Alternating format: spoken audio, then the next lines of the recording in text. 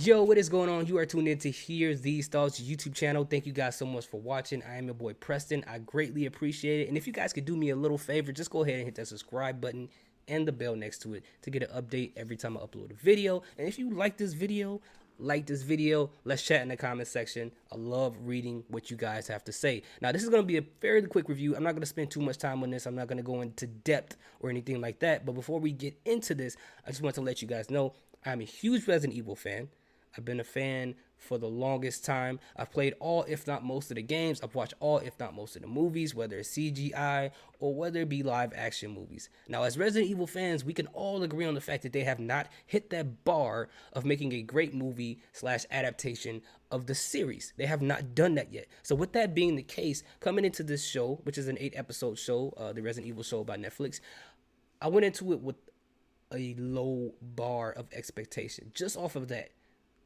But in addition to that, with Netflix making this show, and this is no shade to Netflix, if you guys want to sponsor me one day, I will delete this video.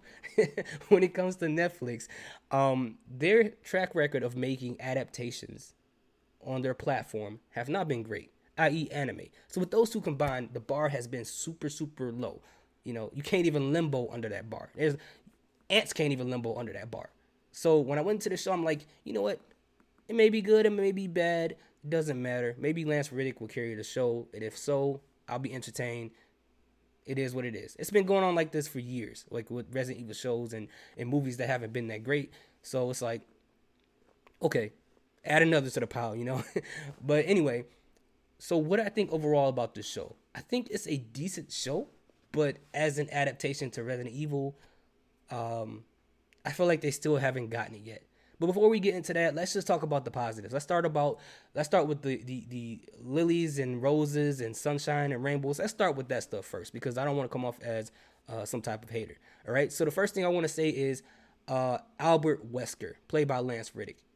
He is the shining light in the show. Now, I'm not going to lie to you guys, and I'm not going to pretend like when they first chose him and they cast him as Albert Wesker, I was like, why are we doing a race swap? Don't get me wrong. I wasn't pissed off. I was just like, in this climate, you want to... Okay, I guess. I mean, he is a good actor. Let's see what happens. But he is the shining light in this show. Lance Reddick did his Lance Reddick things. And I love Lance Reddick as an actor.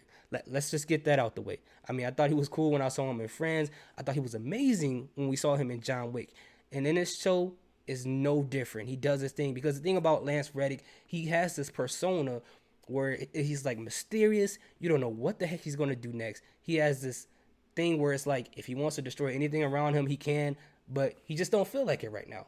He just want to keep himself, composed and together. But when it comes to the show, I think he does a pretty good job embodying Albert Wesker. It's not a perfect adaptation. I mean, they throw their flavor in there and change some things that, people who are familiar with the lore, they're going to be like, okay, that's not really how he is.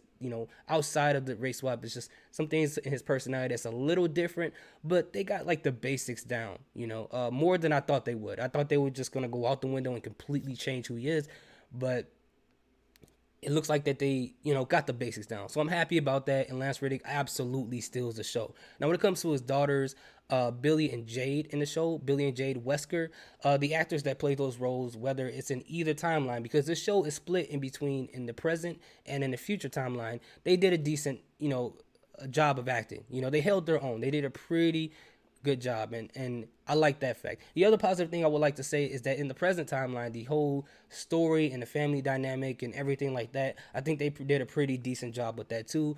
And you have these younger girls trying to figure out how to navigate in this world of things going crazy around them and things unfolding.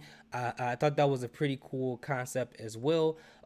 In addition to that, I would like to praise the CGI and the gore and the blood and the zombies. They did a good job with that because, even though that may not seem like a lot to some people, a lot of these shows that have come out nowadays, or most shows that come out nowadays when it comes to the CGI department on these high, most expensive, backed by billion-dollar platforms, the CGI have not been great.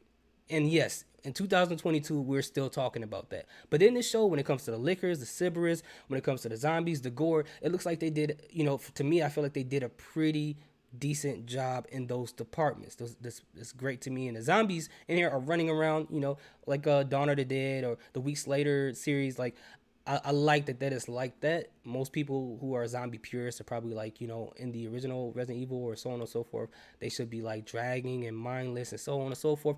And if you have that perspective, then I don't disagree with you. But I think the running zombies do give you that higher level of intensity and intimidation. In addition to that, one thing that I really, really, really appreciate this from the show, despite of everything else I said, is the fact that they tried to be, and they were very gentle to the lore that exists. Right? Most shows nowadays, when it comes to something that is a part of a lore that fans have been in love with for most of their lives, most of these shows and or movies, they come in and say, "Oh, you guys have been fans of this for 17, 18 years. This is the lore you got? Let me see that." All right, it's our lore now. All right, we're gonna make what we want to make. You guys are gonna follow our lore. Whatever you saw back in the past, it's over. It don't matter. Let's get this out of here. I don't want to hear you crying.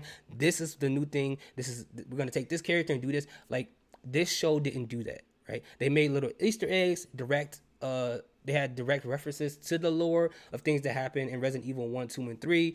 But the thing that I thought was smart, and I think that I love as a fan, is the fact that they said those things existed, but they didn't go in there and try to break it and change what happened in the past to make it their own. I love when shows do that. At least if you're going to do something a little different, have respect to the lore that already existed. In some cases, in rare cases, I don't mind when people change things in certain areas, but if you know there's a huge fan base and they're in love with it, let's not do that. Let's not try to, because it looks like people do that intentionally to piss people off. Everything doesn't need something new. I mean, we saw all the Resident Evil movies. They did so much different in those films that we're just like, this ain't Resident Evil. This is something else. But anyways, and on top of that, we'll say that, the family dynamic between the girls and between Albert Wesker, all the things that happened in the present day, the writing was pretty interesting. I think they did a pretty decent job with that. All right. So that's the praises that I have for the show. Now, the negative parts that I have about the show, I will say, the future timeline, it just wasn't that interesting. It was a typical run-of-the-mill post-apocalyptic action thing, right? And who doesn't love people killing zombies? But the thing is, in the show, it doesn't happen that often. It's not like this is something that happens a lot. And I'm not saying that I want a full throttle every episode, every second of the day, a zombie getting shot in the face. I mean, in some cases, I do like that, but in this show, it felt like it was like bone dry. Like, it had no meat to it. Like, it was just there. And I can appreciate people killing zombies and things like that. But when you have a great story or a line or something that makes those intense moments more intense and make those moments matter, this show lacked all of that in the future timeline. Like, there was no intensity. There was nothing there to put you, I guess, on the edge of your seat when it comes to that stuff, outside of the fact that it's just people killing zombies and people trying to get away. People killing monsters and people trying to get away. And the monsters in here were the lesser monsters, like the lickers and the Sybris, which is cool, but it wasn't anything too crazy. But overall, I feel like that it wasn't a real good adaptation of the lore. Again, a decent show, but as far as an adaptation to the lore, it wasn't great. There's a lot of changes in here. Not from the lore, but a lot of like they add their little spin to things where it's just like not that interesting. And I'm trying my hardest not to spoil the show. I'm sorry if I'm being so vague about the negatives. But I feel like that as a fan, I feel like they haven't figured it out yet. They haven't figured out how to make a show and or movie that is a great adaptation of the series. Like, if we had a series where it's just based in the mansion, even if it's just 8 episodes, 4 episodes, doesn't matter. That, for one, will bring nostalgia, but also at the same time, being trapped in a mansion and not knowing what's going on will bring back that creep factor that we were feeling when we were playing the original Resident Evil games. It was the creep factor. It wasn't about the action. That's the reason why people didn't like Resident Evil 6 that much, because it was too much like action. No one cares about that. Not that this show has too much action, but this is in reference to the future timeline. People care about the action, but it has to be done in the right way. It has to be done methodically. It has to be done where it matters. But hopefully at some point they get this thing figured out. This show is decent. It's not great, but if you want to check it out, check it out. I mean, we've seen way worse than this. So I guess that's the good news. The bad news is, Resident Evil fans, we have not gotten that one we were looking for. But have you guys seen the show? What do you guys think? Let me know in the comment section. Salute, peace, have a good day.